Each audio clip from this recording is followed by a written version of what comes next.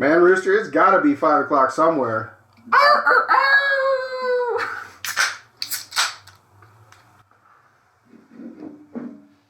You ready? Yep, I'm ready. Welcome back, everybody. You guys already know. We got the refills. We're ready. Let's do this. Let's do this. What's this president of TikTok's name? I don't even remember what his name is. He's that Asian guy, obviously. He's Chinese.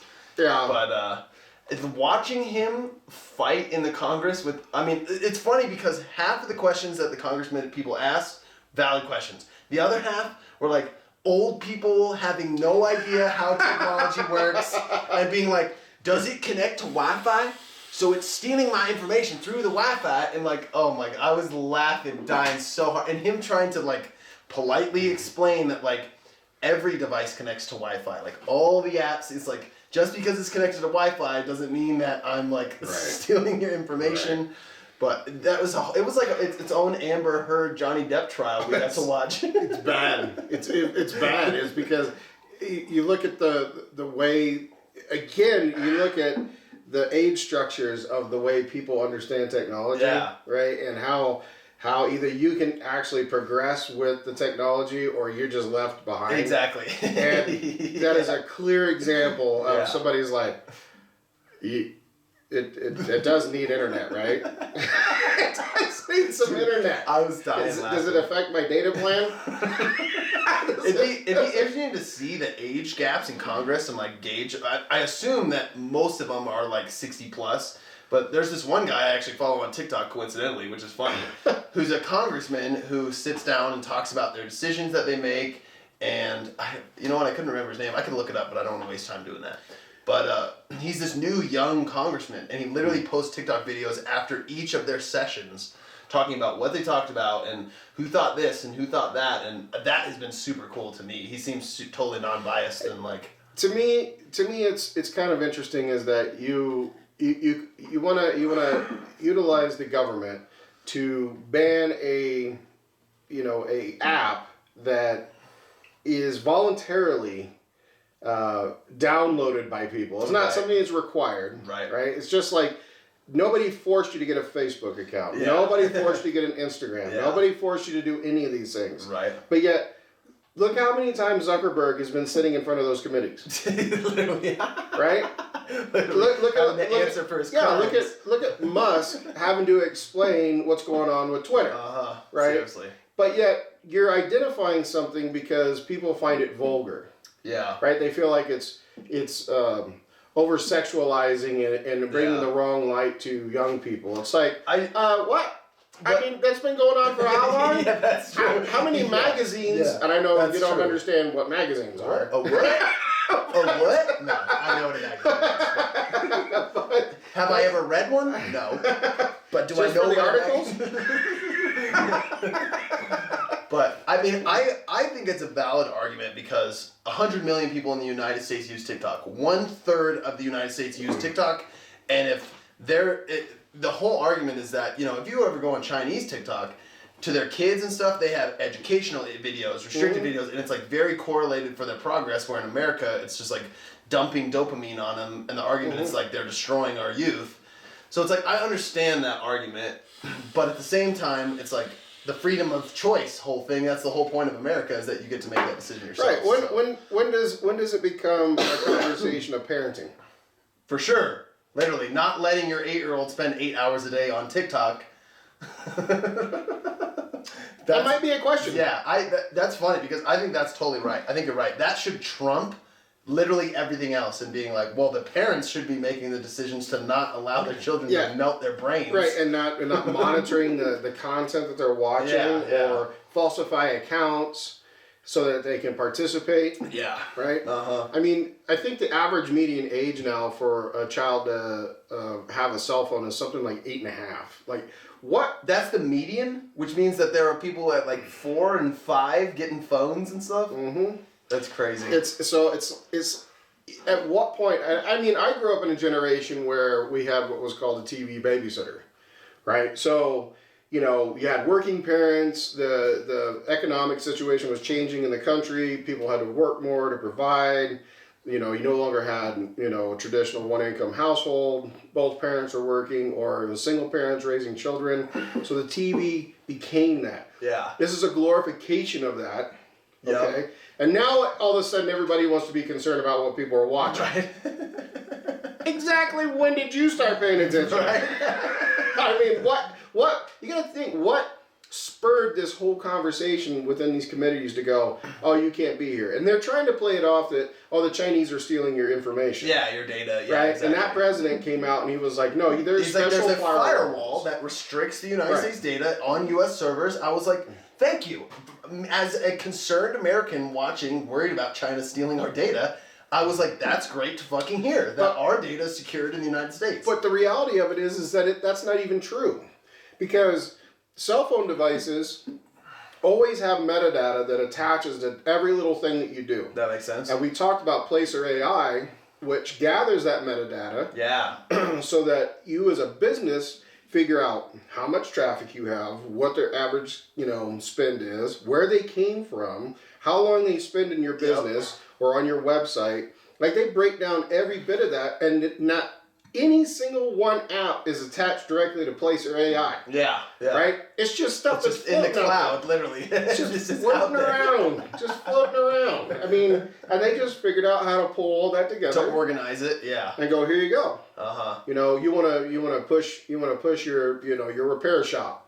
Okay, well, you're missing out on all this opportunity. Yeah. Right? Or a bakery, or a restaurant, or a brewery, or whatever your business may be. They just figured out how to put it in front of you and go, here's what you need to focus on. Exactly. TikTok itself is literally, it's just replacing an immediacy dopamine response. Yeah, for sure. Right? I mean, that people just watch it because you may be interested in a myriad of different things, and you can go in there and you can select what you want. Right. Right? And then they just flood you with it. Uh-huh. They absolutely just flood you with Exactly. it. And if you don't choose anything, unfortunately, if you're a male or female, they start flooding you with these sexual type dances ads, and right? 100%. And shorts and these short videos, and that's because you as the end user didn't identify what you want. What you like, and it's like, well, 80% of people like this girl shaking her ass. Right. So maybe you will too. Maybe you will too. There's this super interesting argument about, you know who Bo Burnham is, the comedian guy? Yeah. He talks about social media a lot and the impact it has on kids and all that kind of stuff, but he brought up a point which I thought was super fascinating, which was like, even, in the 2000s and 90s and 80s and 70s, if you wanted to reach the market of children and influence them to buy things or do whatever, you had to go through the parent, because the only way for them to absorb the content was through TV. And the parent was watching the TV and they could kind of manage what you said. And he said now there's a complete disconnect between the parent and the child, because the child has its own device that it gets to view in private. And so now the strategy is to attack children's minds and let them focus on whatever is like free reign, basically, because there's no oversight. It's exactly what we talked about. And I was like, that is super interesting. Even my own TikTok, I put parental controls on my own TikTok because I used to waste 6 or 8 hours a day scrolling through there. And I was like, I can't do this anymore. So I put an hour a day limit and then made the code something that I don't know. And so I get an hour a day on it, and I'm like, well, I don't know the fucking code. So you sabotage yourself. I sabotage myself, but that's being responsible. Exactly. I'm like, I can't afford to waste 6 hours a day looking at my fucking phone. No. Like, I got other shit I need to be doing. Yep. So that's been a huge help for me. But not being able to, like, manage what your children are absorbing is scary. But I feel like it's unjustifiable to narrow it on one platform. You know what I mean? Oh yeah. Facebook does the same thing. Instagram, they're like... Right. And you think about all the people that are trying to compete with the Joneses next door. Yeah. Right? I gotta be better. I gotta be this. I gotta be that. And you think about how many times, if you're on those platforms, and I'm personally not on those platforms, but I know people that are, and they're like, oh, doesn't this look good? Doesn't this food look good? And I'm like, well, then go make it. No, this is enough. This is enough for me. Yeah, go to the restaurant. I mean, what do you want? No, I'm gonna be better. I'm gonna be this. I'm gonna be that.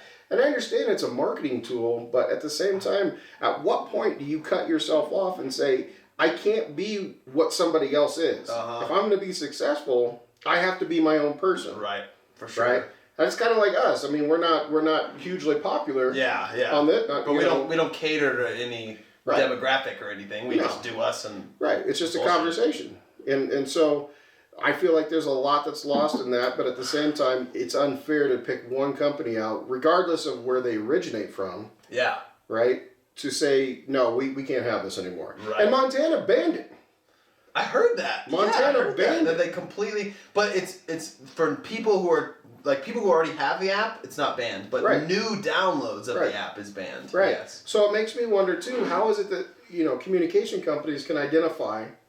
Right, and restrict that to one area. Yeah, for real. What if you're on vacation? It's the first time you're like, I'm gonna check this out. Yeah, right. You can't check it out. Yeah. You're like, okay, well, I don't even live here. Right. Right. It's like, what are you talking about? Yeah, it's not like I'm gonna go to Utah and get 4 wives. It's like, I'm just visiting. Right.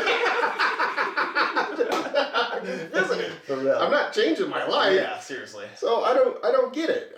It doesn't make any sense to me.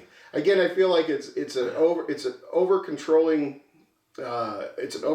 function of the government. Yeah. Right? Yeah. Where if it was a real threat, they just shut it off. Yeah, exactly. There would be no questions asked. They would literally flick it off. No more. Yeah. It's interesting to debate because as a person who I basically got technology at 12 or 13. Mm-hmm. So it was the first half of my life. As a kid, I didn't have anything except for VHS basically.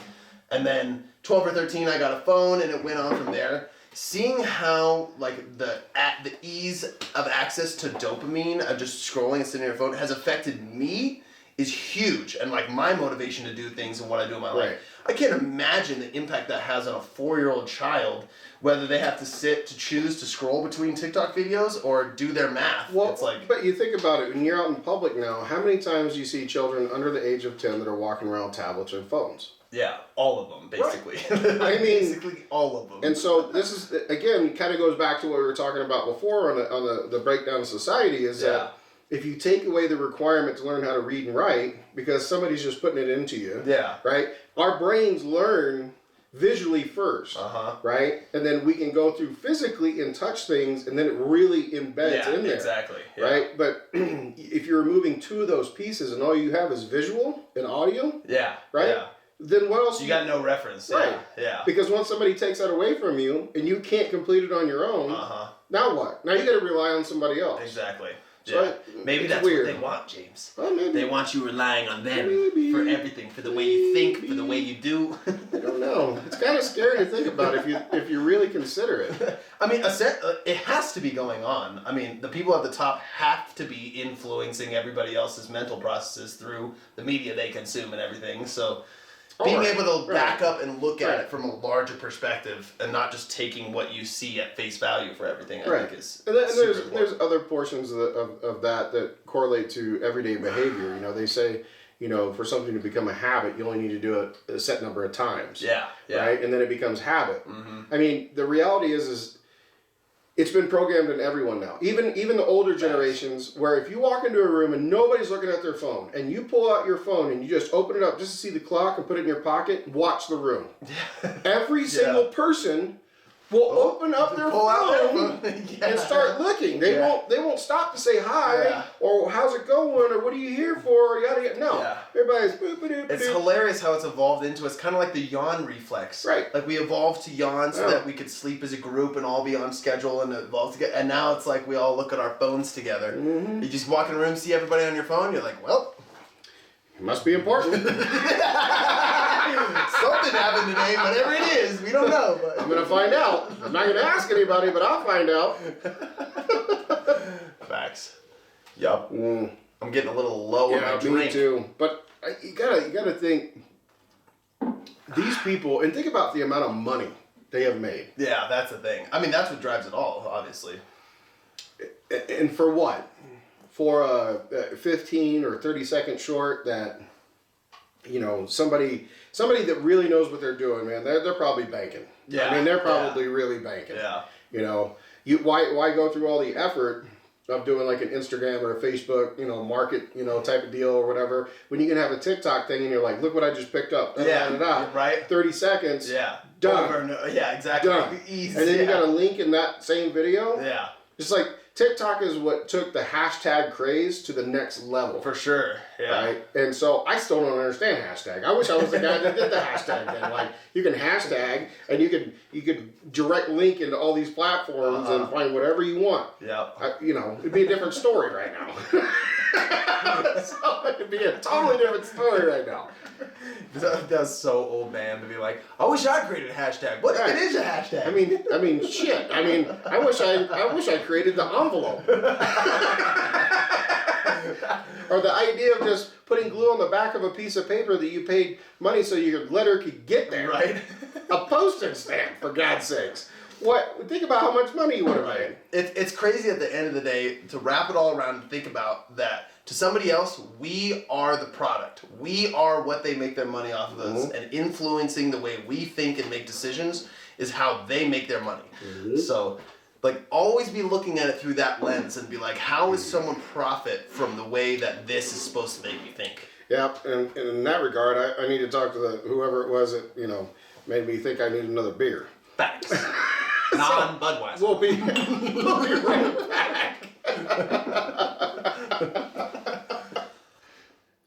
That does it for today's video, guys. Thanks for watching. Be sure to leave a like and subscribe to, that show.